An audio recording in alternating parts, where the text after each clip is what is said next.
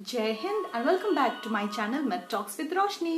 इस वीडियो में आपको मिलेगी 10 MCQs जो कि नर्सिंग के एग्जाम्स में अक्सर पूछे जाते हैं और ना ही नर्सिंग कोई और मेडिकल फील्ड से रिलेटेड एग्जाम्स में भी पूछे जाते हैं।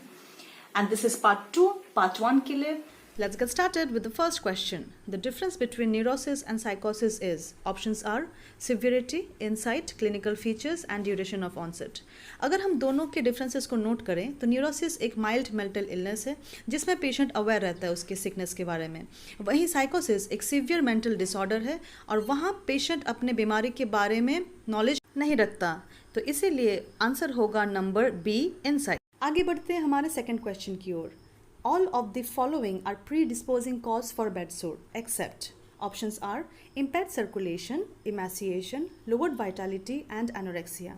यहाँ देखेंगे कि एनोरेक्सिया को छोड़ के बाकी सारे कॉज करते हैं बेड सोर, तो हमारा आंसर होगा नंबर डी, एनोरेक्सिया।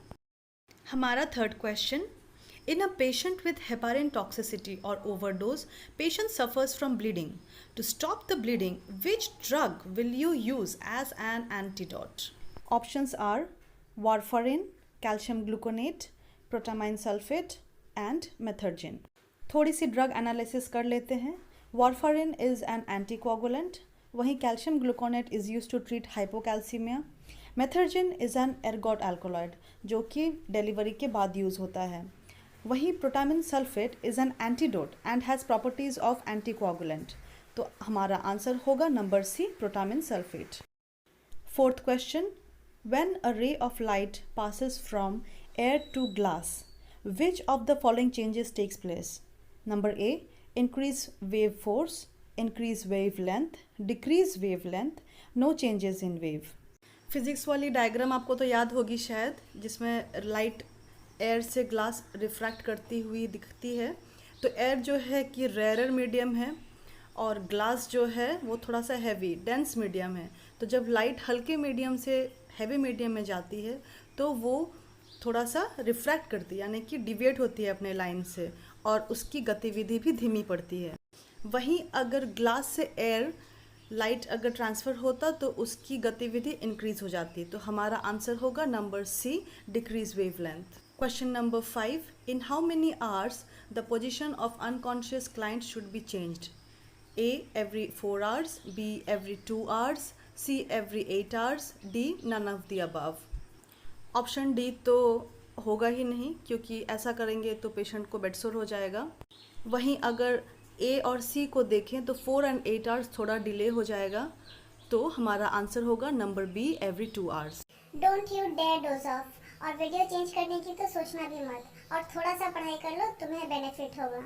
चलो हमारा सिक्स्थ क्वेश्चन है, usually in the hospitals epinephrine drug should be available in the emergency trolley. Okay, how does this medicine function in treating shock patients? Options है टकीकार्डिया, reduce cardiac output, improve consciousness, number D, increase cardiac activity. When you observe a shock patient, you will find the heart rate, blood sugar level, blood pressure and the oxygen supply are all reduced.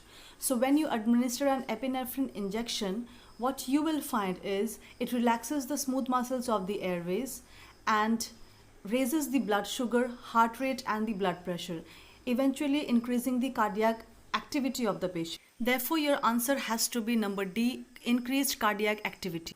Moving on to number 7, which of the following is the example of inhalant anesthesia? तो हमें खोजना है inhalant anesthesia.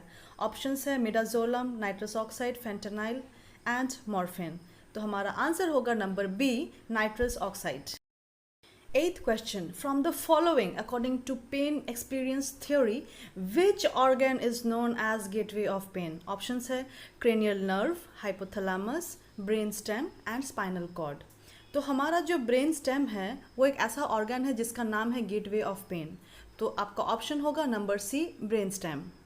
वो एक और लंबा चौड़ा question, examiners हमें ऐसे लंबे चौड़े क्वेश्चन देख के कन्फ्यूज़ कर देते हैं। डोंट गेट कन्फ्यूज, बस की पॉइंट्स को देखकर आंसर को ऑप्ट करना है। क्वेश्चन पढ़ते हैं।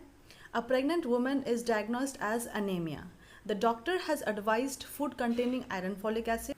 According to the nurse, the woman is supposed to add which food item in high amounts?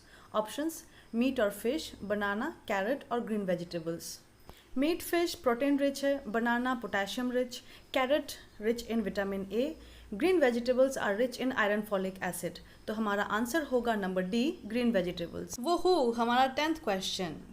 Bugs traction is a method of which traction? Options are skin traction, skeletal traction, Russell's traction, or all of the above.